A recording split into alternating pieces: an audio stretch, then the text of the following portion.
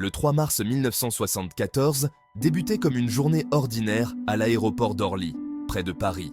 Le vol 981 de la Turkish Airlines se préparait pour son voyage à destination de Londres, Heathrow. À bord se trouvaient 334 passagers et 12 membres d'équipage, un mélange de nationalités réunies pour ce vol de routine. L'avion, un McDonnell Douglas DC-10, représentait le summum de l'aviation moderne. Personne ne se doutait que ce vol apparemment ordinaire allait se terminer par l'une des catastrophes aériennes les plus meurtrières de l'histoire. L'atmosphère à bord était détendue, alors que les passagers s'installaient à leur siège. L'équipage, expérimenté et professionnel, effectuait ses vérifications d'avant-vol. À 12h30, heure locale, le vol 981 recevait l'autorisation de décoller et s'élevait gracieusement dans le ciel bleu clair. Destination, Londres. Ce qui aurait dû être un voyage sans encombre s'est transformé en cauchemar quelques minutes plus tard. Au-dessus de la campagne française, un événement apparemment insignifiant allait déclencher une réaction en chaîne catastrophique. Le McDonnell Douglas DC-10, un avion de ligne triréacteur à fuselage large, était un symbole du progrès technologique dans les années 1970. Doté d'une cabine spacieuse, de moteurs puissants et de systèmes sophistiqués, il était un choix populaire pour les vols long courriers. La conception du DC-10 comprenait une porte cargo arrière pour faciliter le chargement de gros conteneurs. Cette porte, cependant, allait devenir un point de défaillance critique dans le destin tragique du vol 981. La porte cargo s'ouvrait vers l'extérieur, contrairement aux portes classiques s'ouvrant vers l'intérieur. Cette caractéristique de conception, bien que destinée à maximiser l'espace de chargement, introduisait un danger caché. Une porte s'ouvrant vers l'extérieur reposait sur un mécanisme de verrouillage complexe pour résister à la différence de pression en vol. Si ce mécanisme faisait défaut, les conséquences pouvaient être catastrophiques. Alors que le vol 981 naviguait à 35 000 pieds, un événement apparemment insignifiant s'est produit. La porte cargo arrière a cédé. Le mécanisme de verrouillage complexe de la porte, mal sécurisé avant le décollage, a cédé sous l'immense différence de pression entre la soute et la cabine passager. Il en est résulté une décompression explosive. La libération soudaine d'air sous pression de la soute a traversé l'avion avec une force énorme.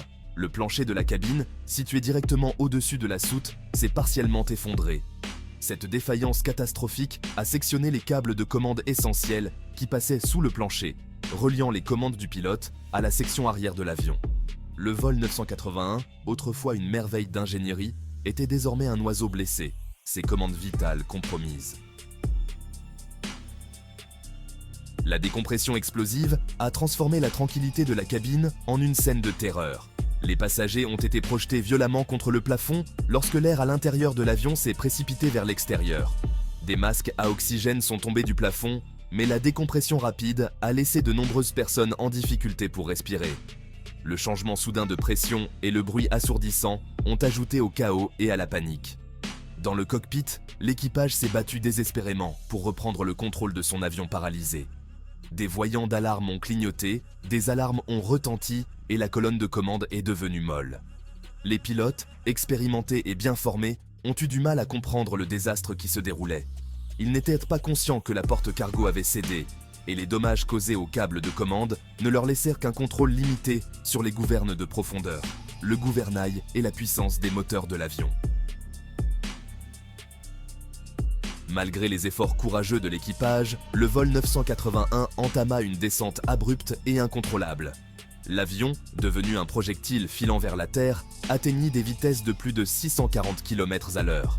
Les pilotes luttèrent contre les forces écrasantes, essayant désespérément de stabiliser l'avion.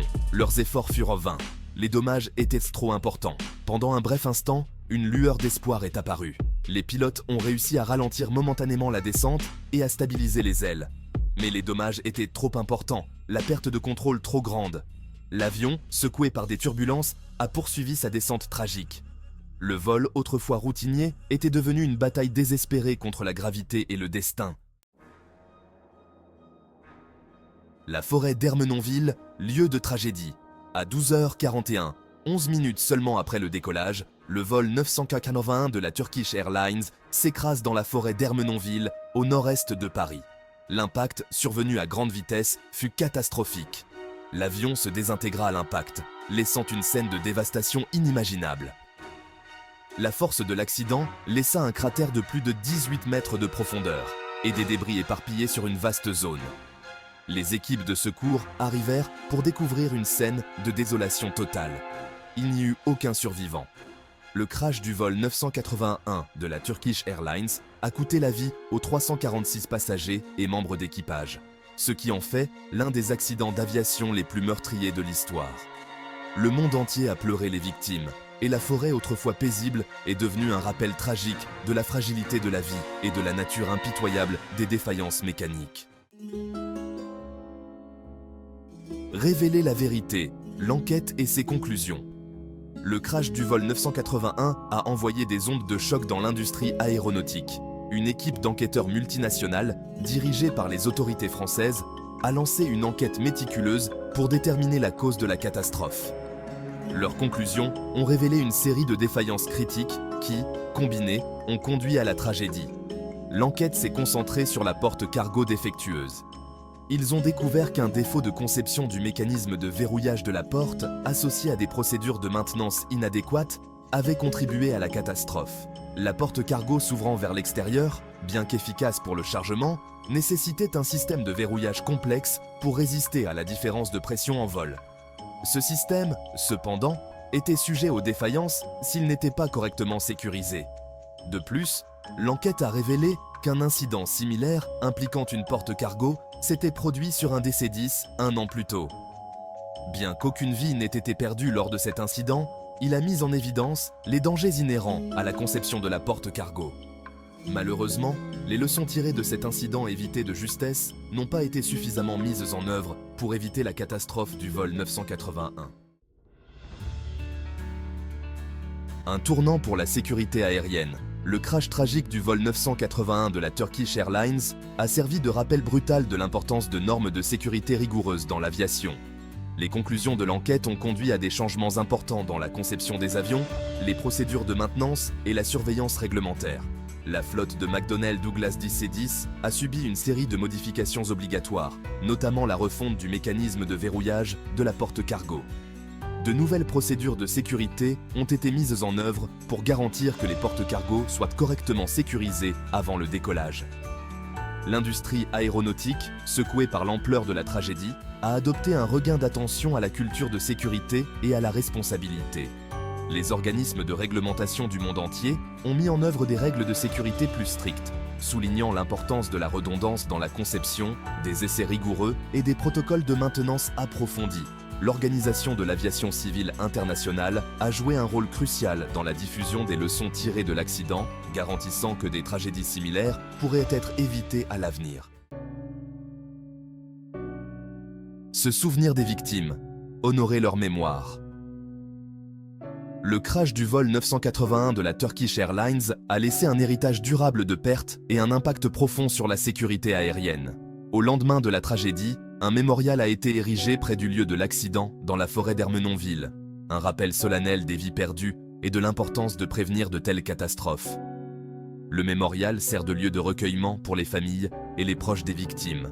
Un espace pour pleurer leurs pertes et trouver du réconfort dans le deuil partagé. Il témoigne également de la résilience de l'esprit humain, un symbole d'espoir que les leçons tirées de la tragédie peuvent prévenir de futures souffrances. L'héritage du vol 981 de la Turkish Airlines nous rappelle que la poursuite de la sécurité aérienne est un voyage continu qui exige une vigilance constante, un engagement indéfectible et une responsabilité partagée entre les constructeurs aéronautiques, les compagnies aériennes, les organismes de réglementation et les passagers. En nous souvenant des victimes et en honorant leur mémoire, nous réaffirmons notre détermination à rendre les voyages aériens aussi sûrs que possible pour tous. Canal Aérien, votre guide dans le monde d'aviation.